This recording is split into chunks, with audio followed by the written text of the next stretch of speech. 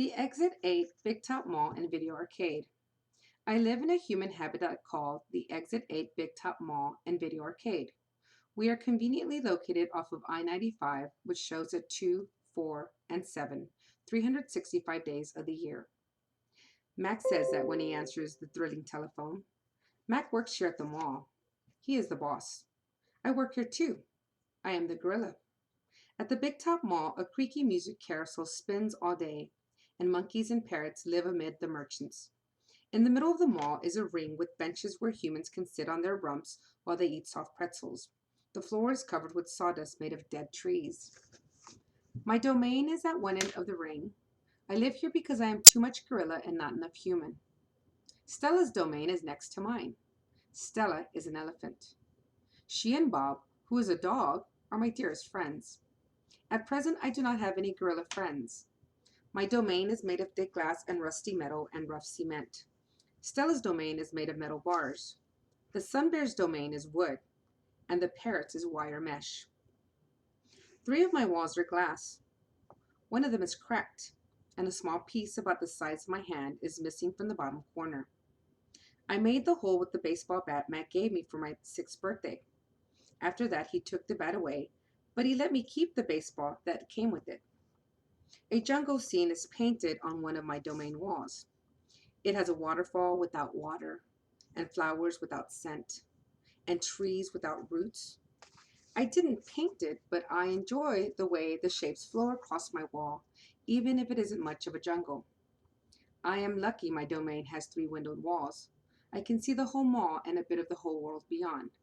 The frantic pinball machines, the pink billow of cotton candy, and the vast and treeless parking lot. Beyond the lot is a freeway where cars stampede without end. A giant sign at its edge beckons them to stop and rest like gazelles at a watering hole. The sign is faded, the colors bleeding, but I know what it says. Mag read its words aloud one day.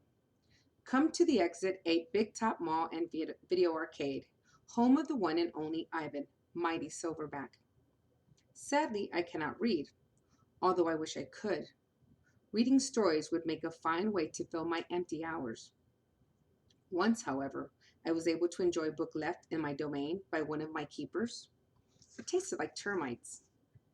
The freeway billboard has drawings of Mack in his clown clothes and Stella on her hind legs and an angry animal with fierce eyes and unkempt hair.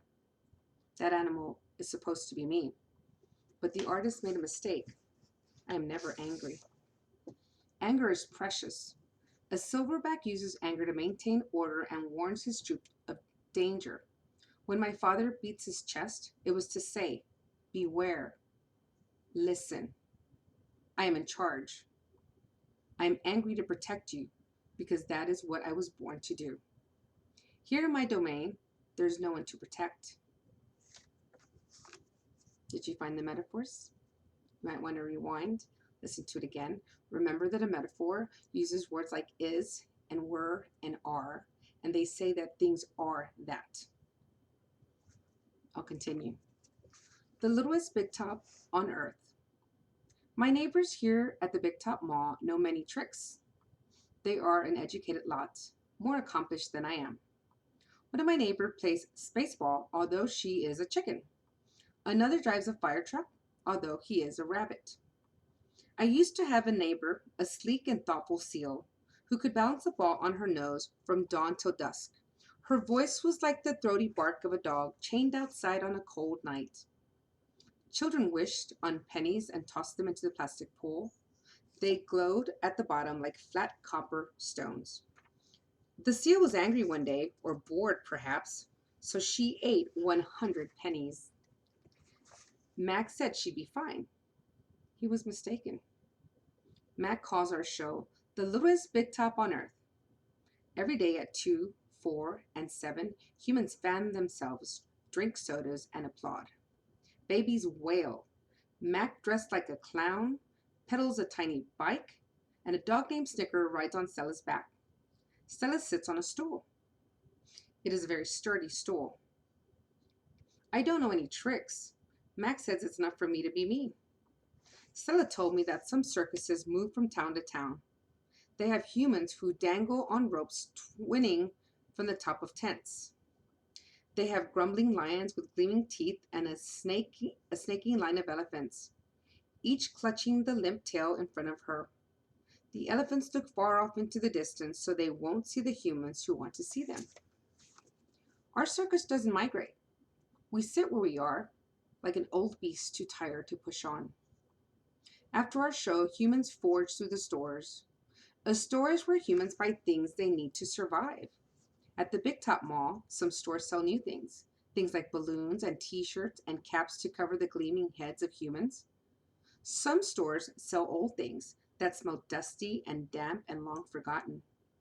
All day I watch humans scurrying from store to store. They pass their green paper, dry as old leaves and smelling of thousands of hands, back and forth and back again. They hunt frantically, stalking, pushing, grumbling. Then they leave, clutching to bags filled with things, bright things, soft things, big things, but no matter how full the bags are, they always come back for more. Humans are clever indeed. They spin pink clouds you can eat. They build domains with flat waterfalls, but they are lousy hunters. I'll stop there. I saw some really good figurative language here at the very end. It says that they spin pink clouds you can eat. What do you think that could be? Spinning pink clouds you can eat. What are they talking about? Think about where they are. They're the circus. Think of something pink that might look like a cloud and you can eat it. Did you guess cotton candy? If you did, good job. That was it. And I'll be reading again, maybe on Monday. We'll see you then.